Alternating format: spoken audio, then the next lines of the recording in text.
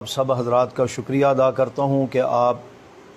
اپنی مصروفیات سے وقت نکال کر ہمارے انتہائی شارٹ نوٹس پر یہاں تشریف لائے ہیں۔ اللہ پاک آپ کو جزائے خیر عطا فرمائے۔ چند دن قبل آپ کے علم میں ہے کہ پنجاب اسمبلی میں ملک میں ہونے والی مختلف نصاب کی کتابوں میں اور مختلف تحریروں میں مقدس شخصیات بالخصوص حضرات خلفائے راشدین آپ صلی اللہ علیہ وسلم کی ذات گرامی اور اسی انداز میں امہات المؤمنین اور اہل بیت اطہار رضوان اللہ تعالی اجمعین کی توہین اور گستاخی کی جاتی ہے، جو کہ مسلمانوں کی دل آزاری کا سبب بھی بنتا ہے اور بد امنی اور فرقہ واریت کا سبب بھی بنتی ہے۔ اس سلسلے میں ایک عرصہ سے علماء کرام اور ہماری جماعت کی قیادت پاکستان میں قانون سازی کی کوشش کر رہی تھی، جس کے لیے مولانا اعظم طارق شہید رحمۃ اللہ علیہ نے قومی اسمبلی میں بارہا ناموس صحابہ بل پیش کر کے اور نصاب تعلیم کے اندر بھی جو تبدیلیاں کی جا رہی تھی یا کچھ مقدس شخصیات کا نام نکالنے کا مطالبہ کیا جا رہا تھا، اس کے خلاف آواز حق بلند کر کے کوشش کی کہ ایک قانون ایسا بن جائے کہ کوئی بھی کسی مقدس شخص کی توہین نہ کرے، آپ صلی اللہ علیہ وسلم، صحابہ کرام، اہل بیت الزام کی گستاخی نہ کرے، کسی کی دل آزاری نہ ہو۔ اور انہی کوششوں کا یہ سلسلہ چلتے چلتے آج پنجاب اسمبلی میں سپیکر جناب پرویز الہی صاحب اور اسی انداز میں خدیجہ عمر صاحب، حافظ عمار یاسر صاحب اور دیگر ارکان اپنی ایمانی اور دینی ذمہ داری سمجھتے ہوئے اس پر ایک بل انہوں نے پیش کیا اور انہوں نے کوشش کی کہ اس بل کے ذریعے ہم قانون سازی کریں اور اس گستاخی بے ادبی کی راہ کو روکا جا سکے۔ تو اس حوالے سے جہاں ان حضرات کی کوششیں ہیں ان کو ہم سراہتے ہیں کہ انہوں نے بڑا اچھا قدم اٹھایا ہے اور یہ امن و امان میں سنگ میل بھی ثابت ہو سکتا ہے اور فرقہ واریت کے خاتمے کے لیے بھی ایک اچھا قدم ہے، اور ان کے اس قدم کو ملک بھر کے مسلمانوں نے اور محب وطن پاکستانیوں نے سراہا ہے کہ اس انداز میں قانون سازی ہو جائے تاکہ کسی کو بھی کسی کی مقدس شخصیات پر تنقید کا موقع بھی نہ ہو اور اختیار بھی نہ دیا جائے، اور اگر کوئی ایسے گھنونے فعل کا ارتکاب کرتا ہے تو قانون کے مطابق اس کی سزا ہو، اس کو کوئی اپنے ہاتھ میں نہ لے سکے۔ تقریباً تمام سنجیدہ طبقات نے اس کی تائید بھی کی، اسے اچھا بھی سمجھا، ہم بھی اس کی تائید کرتے ہیں، اور جن حضرات نے اس کے لیے اسمبلی میں کوشش کی ہے ان کو بھی ہم خراج تحسین پیش کرتے ہیں۔ ساتھ ہی ساتھ آپ کے علم میں ہے کہ گزشتہ کل پاکستان ہی میں ایک طبقہ کے ذمہ دار نے پریس کانفرنس کرتے ہوئے اس بل کو متنازع بنانے کی کوشش کی، اور اس کی آڑ میں وہ خود گستاخی کا مرتکب ہوئے ہیں وہ صاحب، اور گستاخی کا مرتکب ہوتے ہوئے اس نے اسلام کی مقدس شخصیات کو بھی تنقید کا نشانہ بنایا، اور بڑی ڈھٹائی اور جسارت کا مظاہرہ کرتے ہوئے اس نے اپنے اعتقادات کا اظہار کرتے ہوئے یہ کہا کہ ہم اس چیز کو ماننے کے لیے تیار نہیں ہیں۔ تو دیکھیں، جہاں ہم سمجھتے ہیں کہ امن و امان کے لیے قانون سازی ہو رہی ہے اور اس پر ملک کے تمام سنجیدہ طبقات اور تمام مسلمان متفق ہیں کہ ایسا قانون ہونا چاہیے کہ گستاخی نہ ہو تاکہ بدامنی نہ پھیلے، لیکن اس کے اوپر اس سوال کہ ہم اس کو مانتے نہیں ہیں اور ہم اس کی بھرپور مخالفت کریں گے، تو میں سمجھتا ہوں یہ ملک کو مزید انتشار کی طرف دھکیلنے کی سازش ہے۔ بیرونی قوتوں کے اشارے پر یہ باقاعدہ دوبارہ فرقہ واریت اور قتل و غارت کا بازار گرم کرنے کی سازش ہے، اور ملک کو شام اور عراق جیسے اندرونی خانہ جنگی کی طرف دھکیلنے کی سازش ہے، جس کی ہم جتنی مذمت کریں اتنی کم ہے۔ جہاں پر ایک طرف یہ مسلمانوں کی دل آزاری کی گئی اس پریس کانفرنس میں خلاف اسلام ریمارکس دے کر، وہاں پر پاکستان کے مقتدر اداروں نے جو ایک عرصہ سے اس محنت میں لگے ہوئے تھے کہ پاکستان میں شیعہ سنی فسادات کا خاتمہ ہو اور اس فسادات کے خاتمے کے ساتھ امن قائم ہو، ہمارا ملک اندرونی بیرونی سازشوں سے محفوظ ہو، اور ان کی کوششیں رنگ لائی ہیں، اور پچھلے کافی عرصہ سے آپ دیکھتے ہیں کہ پاکستان اس مذہبی حوالے سے الحمدللہ کافی حد تک محفوظ ہے، اور اس میں پھر ہماری قیادت کی بھی محنت اس میں شامل ہے، اور اسی محنت میں یہ چیز بھی ہے کہ پیغام پاکستان بیانیہ جو پیش کیا گیا صدر پاکستان صاحب کی طرف سے، تو اس میں ہمیں اگرچہ بعض معاملات پر تحفظات بھی تھے، اس کے باوجود مولانا احمد لدھیانوی صاحب دامت برکاتہ العالیہ، مولانا اورنگزیب فاروقی صاحب دامت برکاتہ العالیہ نے اس کے پر تائیدی دستخط کیے۔ یہ جو بل پیش کیا گیا اس کے بھی بعض شکوں پر ہمیں بھی تحفظات ہو سکتے ہیں، لیکن مجموعی طور پر جو مطمع نظر ہے وہ یہ ہے کہ پاکستان میں امن قائم ہو، کسی کی بے ادبی گستاخی نہ ہو، کسی کی دل آزاری نہ ہو، اور خصوصاً حضرات خلفائے راشدین، امہات المؤمنین، صحابہ کرام، اہل بیت اطہار، ان مقدس حضرات کی شان میں کوئی شخص بھی بے ادبی نہ کرے، ایسا قانون ہو، اور اگر کوئی ایسا کرتا ہے تو اس کو قانون کے مطابق سزا ہو، تاکہ کوئی اپنے ہاتھ میں قانون کو نہ لے، کوئی اپنے جذبات کا اظہار کرتے ہوئے قتل غارت کا سبب بھی نہ بنے، بدامنی کا سبب بھی نہ بنے، لیکن اس کو بڑے عجیب انداز میں جسارت کر کے اس کو متنازع بنانے کی کوشش کی گئی، جس کو ہم سمجھتے ہیں جہاں مقتدر اداروں کی امن و امان کی کوششوں پر شب خون مارا گیا ہے، وہاں پر ملک کو انتشار کی طرف دھکیلنے کی بھی سازش ہے، اور ہماری قیادت کی پرامن پالیسیوں کو بھی اشتعال دلانے کی کوشش کی گئی ہے۔ ہم اس کی مذمت کرتے ہیں، اور ساتھ ہی ساتھ ہم اس طرف توجہ دلانا چاہتے ہیں کہ ہمارے ملک کے ادارے اور حکمران اس چیز کا فوری طور پر نوٹس لیں، اور نوٹس لیتے ہوئے جس شخص نے پریس کانفرنس کر کے ماحول کو خراب کرنے کی کوشش کی ہے، قانون کے مطابق اس کو گرفت میں لیا جائے۔ جہاں تک رہی بات ان کے اس ریمارکس کی، تو اگر وہ اپنے اعتقادات اور اپنے نظریات پر اتنے پختہ ہیں کہ ان کو مسلمانوں کی مسلمات کا لحاظ نہیں، انہیں امام الانبیاء حضرت محمد مصطفیٰ صلی اللہ علیہ وسلم، خلفائے راشدین، امہات المؤمنین، اہل بیت اطہار کی عزت و ناموس کا پاس نہیں ہے، وہ اپنے اعتقادات کا اظہار کرتے ہوئے جو کچھ انہوں نے کل اتنا گستاخانہ انداز اپنایا ہے، تو اس کے متعلق ہم بھی پھر کہہ سکتے ہیں کہ دیکھیں اس پر حکومت بھی غور کرے، علماء کرام بھی اس پر توجہ کریں کہ جو یہ کہا گیا کہ آپ صلی اللہ علیہ وسلم کے صحابہ کرام حضرات خلفائے راشدین، ہم ان کو فلاں فلاں اور فلاں کی خلافت یا ان کو خلیفہ راشد ہم نہیں مانتے، اور ہمارے اوپر یہ مسلط نہ کیا جائے کہ اس کے ساتھ جو کہ یہ لکھنا اور کہنا ضروری ہے۔ تو میں کہتا ہوں کوئی مسلمان تو ایسی بات نہیں کر سکتا، مسلمان کے تو دل کی ایمان کی آواز ہے کہ خلفائے راشدین ہمارے ایمان کی بنیاد اور اساس ہیں، تو کسی مسلمان کو تو اس بات سے تکلیف نہیں ہے۔ اسی انداز میں حضرت علی رضی اللہ تعالیٰ عنہ جو ہمارے لیے قابل احترام اور ہمارے ایمان کا حصہ ہیں، ان کے متعلق یہ کہنا کہ ہمارا چونکہ اعتقاد ہے کہ ہم ان کے ساتھ علیہ السلام لکھنا چاہتے ہیں، ایک ہے علیہ السلام کے معنی کے اعتبار سے کہنا، تو اس پہ میں کسی کا اختلاف نہیں، ایک ہے کہ علیہ السلام کو اپنے مخصوص عقیدے کی بنیاد پر، تو پھر اس کے لیے مسلمانوں کا بھی تو عقیدہ یہ ہے کہ آپ صلی اللہ علیہ وسلم اور تمام انبیاء یہ انبیاء ہونے کے لحاظ سے معصوم ہیں، اور آپ صلی اللہ علیہ وسلم پر جس طرح نبوت کا سلسلہ ختم ہوا ہے، رسالت کا سلسلہ ختم ہوا ہے، اسی طرح معصومیت کا سلسلہ بھی ختم ہو گیا ہے۔ آپ کے بعد کسی کو معصوم کہنا یا اس درجے پر پہنچانا یہ اسلام کے مسلمہ اصول کے خلاف ہے، اور اس کو کوئی شخص بھی اسلام کا عقیدہ تصور کرنے کے لیے تیار نہیں ہے۔ اسی انداز میں صحابہ کرام رضوان اللہ تعالی مجمعین کے متعلق یہ کہہ دینا کہ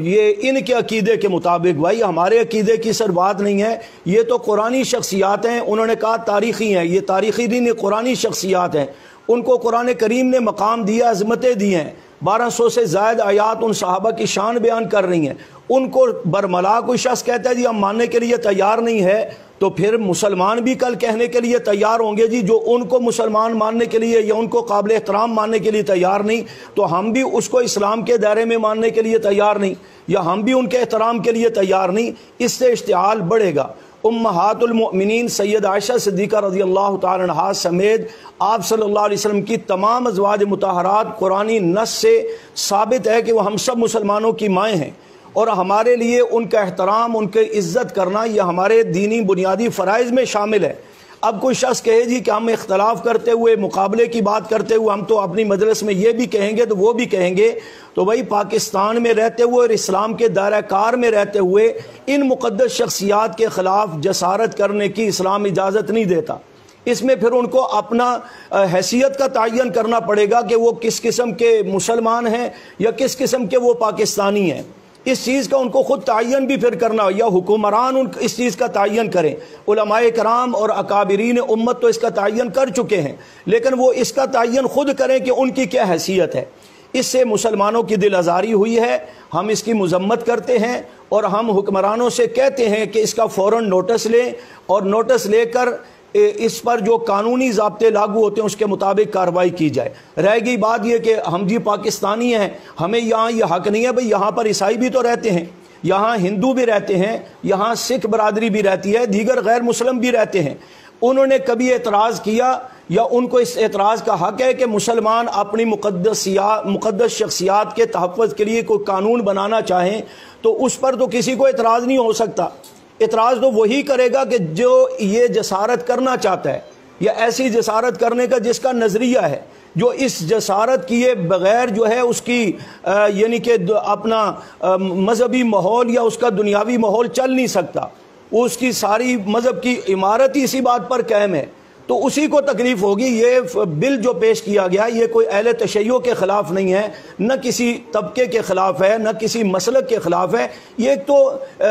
اجمالی طور پر ایک بل پیش کیا گیا کہ کسے باشد کوئی بھی کسی مقدس ہستی کی توہین کرے تو قانون کی گرفت ہوگی اور قانون اس کا نوٹس لے گا. اس پہ تو کسی کو اختلاف نہیں ہونا چاہیے. تو چیخنے چلانے سے پھر لگتا یہ ہے کہ آپ کا نظریہ بھی یہ ہے اور آپ ایسا کرنا چاہتے ہیں کہ ہمیں کھل مل جائے اور ہم جب چاہیں صحابہ کرام کو بھی تنقید کا نشانہ بنائیں، امہات المومنین کو بھی تنقید کا نشانہ بنائیں، اور آپ صلی اللہ علیہ وسلم کی ذات گرامی کو بھی ختم نبوت کا انکار کر کے مسئلہ امامت کو سامنے لا کر اس کا یعنی کہ تنقید کا نشانہ بنائیں. تو کھلی سی بات ہے بھائی ہم سب کچھ برداشت کر سکتے ہیں، لیکن ہم اسلام، آپ صلی اللہ علیہ وسلم، صحابہ کرام، اہل بیت الزام کے خلاف کوئی بات برداشت نہیں کر سکتے. اس پر کوئی کمپرومائز نہیں ہے. پھر انہوں نے کہا جی ہم بھی پاکستانی ہیں. وہی پاکستانی ہے تو پاکستان کے ضابطوں اور آئین کے مطابق پاکستانی بن کر کے رہیں. انتشار کیوں پیدا کرتے ہیں؟ دھمکیاں کیوں دیتے ہیں کہ گورنر صاحب اگر آپ نے ایسا کیا تو ہم آپ کو کسی صورت ایسا نہیں کرنے دیں گے، ہم سر دھڑ کی قربانی. یہ کیا دھمکیاں ہیں؟ اور یہ دھمکیاں آپ کے علم میں بھی میں لانا چاہتا ہوں، یہ آج کی بات نہیں ہے. اداروں کے علم میں ان کی تمام رپورٹیں موجود ہیں کہ یہ کتنے اسلام کے محب ہیں اور کتنے پاکستان کے محب ہیں. کیا یہ ریکارڈ پر بات موجود نہیں کہ جنرل ضیاء الحق شہید رحمۃ اللہ علیہ کو ان کے طیارے کو حادثے کا نشانہ بنانے کا سبب بننے والے کون لوگ تھے؟ آج اگر ماضی قریب کی بات کرتے ہیں تو گلبوشن ایران سے آتے ہوئے گرفتار ہوا، اس کے پشت پناہی پر کون تھا اور وہ پاکستان کے خلاف کیا کر رہا تھا؟ عزیر بلوچ جو گرفتار ہوا وہ بھی ایران سے آتے ہوئے گرفتار ہوا. وہ کیا پاکستان کی محبت میں سب کچھ کر رہے تھے یا پاکستان کے دفاع میں کر رہے تھے؟ آج گورنر صاحب سرور چودھری صاحب کو دھمکیاں دی جا رہی ہیں، یہ بھی کوئی نئی بات نہیں ہے. مینار پاکستان میں ریکارڈ میں بات موجود ہے، ساجد علی نقوی صاحب نے اس وقت کے صوبہ سرحد کے گورنر جناب میاں فضل حق صاحب کو قتل کی دھمکیاں دی تھی اور کہا تھا کہ ہم تجھے چھوڑیں گے نہیں، اور چند دن بعد ان کو اللہ کی طرف بھیج دیا گیا، انہیں شہید کر دیا گیا. اس مقدمات کی رویداد بھی چیک کی جائے کہ اس کے پیچھے کن لوگوں کا ہاتھ ہے. پاکستانی فورسز پر تافتان ایران کے بارڈر پر جو اکثر حملے ہوتے ہیں اور ہمارے فوجی جوان اور سرکاری نوجوانوں کو مارا جاتا ہے، وہ مارنے والا کون ہے؟ اگر آپ کہتے ہیں ہم محب وطن پاکستانی ہیں تو یہ دھمکیاں اور سیالکوٹ کے اندر پاکستانی پرچم جلایا گیا، یہ بھی بات ریکارڈ پر موجود ہے۔ اسی انداز کے اندر پڑا چنار اور گلگت کے بعض علاقوں میں آغا کے گھر کے اوپر اور باقی بعض لوگوں کے گھروں کے اوپر ایرانی پرچم پاکستان کے ایریے میں لگے ہوئے ہیں۔ اداروں کو سوچنا چاہیے کہ جو بار بار مذہبی طبقات پر دباؤ ڈال کر انہیں فرقہ واریت، انتہا پسندی کا تانا دے کر قانون بناتے رہے۔ ہم نے تو کبھی اختلاف نہیں کیا، اس لیے کہ نہ ہم بدامن ہیں، نہ ہم ملک دشمن ہیں، نہ ہم اسلام دشمن ہیں۔ ہم نے تو ان قوانین کو سراہا ہے، نیشنل ایکشن پلان بنا، دیگر قوانین بنائے گئے، مار ہم نے کھائی، ہمارے ذمہ داروں نے کھائی، ہمارے ساتھیوں پر علماء پر ظلم ہوا، تشدد ہوا، ہم نے پاکستان کے امن کے خاطر اف تک نہیں کی۔ لیکن آج جن کی وجہ سے انتشار بنتا ہے، بدامنی کا جو سبب بنتے ہیں، وہ برملا کہتے ہیں جی ہم حضرت معاویہ کو نہیں مانتے۔ تو ظالموں، اگر تم حضرت معاویہ صحابی رسول جس کی شان قرآن پاک میں موجود ہے، اگر تم اسے صحابی رسول ماننے کے لیے، اس کے احترام کے لیے تیار نہیں، تو ہمیں بھی کالے کتے نے نہیں کاٹا ہے کہ ہم جناب تمہارا احترام کریں یا تمہارے مذہبیت کا لحاظ کریں۔ ہم بھی اپنے عقیدے کے مطابق، اسلام کی ہدایات کے مطابق اپنے نظریے کا اظہار کرنے کا حق رکھتے ہیں، اور پاکستانی آئین کے مطابق ہم بھی اپنے خیالات کے اظہار کا حق رکھتے ہیں۔ اس لیے حکمرانوں سے بھی ہم کہتے ہیں اور اداروں سے بھی ہماری درخواست ہے کہ اس کا سنجیدگی کے ساتھ نوٹس لیا جائے۔ یہ مستقبل میں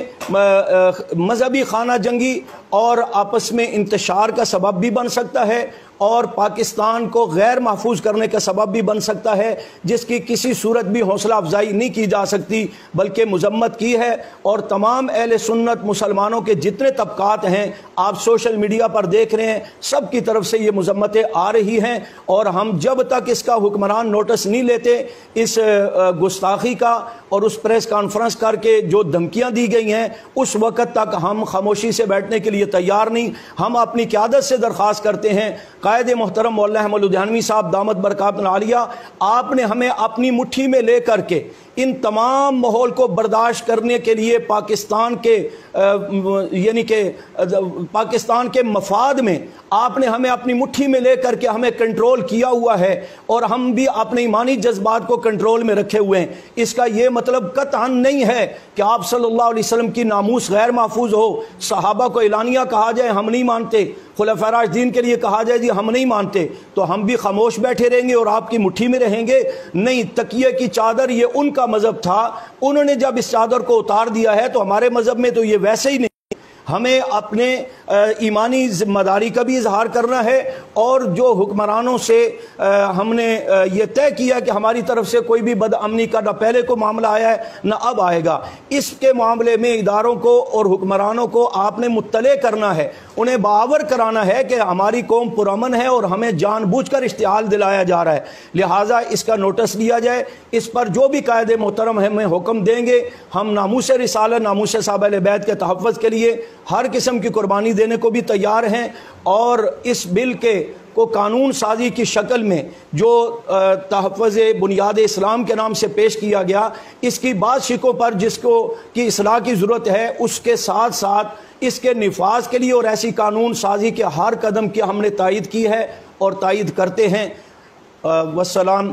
میرے ساتھ مولانا عبدالرزاق حیدری صاحب ہماری جماعت کے ذمہ دار، حافظ نصیر احمد صاحب، مولانا عبدالرحمن معاویہ صاحب، اسی انداز میں قاری نثار احمد صاحب رائے حق پارٹی سے، اور دیگر ذمہ دار بھی موجود ہیں۔ آپ حضرات تشریف لائے، ایک بار پھر آپ کا شکریہ۔ کوئی بات آپ پوچھنا چاہتے ہیں تو میں عرض کروں گا انشاءاللہ۔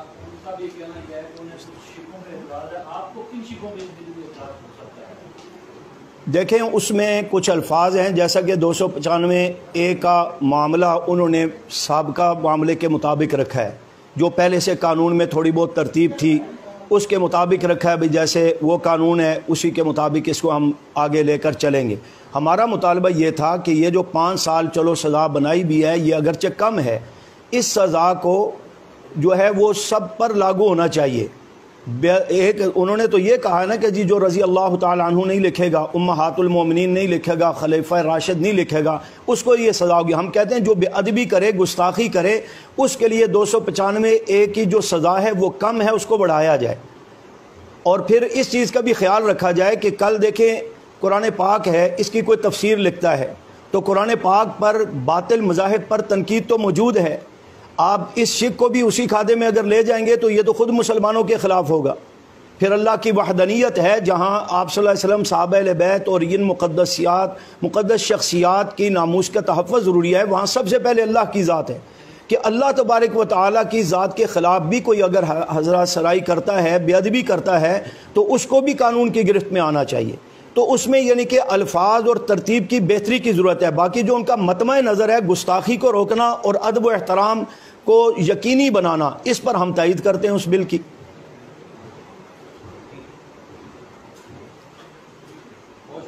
جزاک اللہ.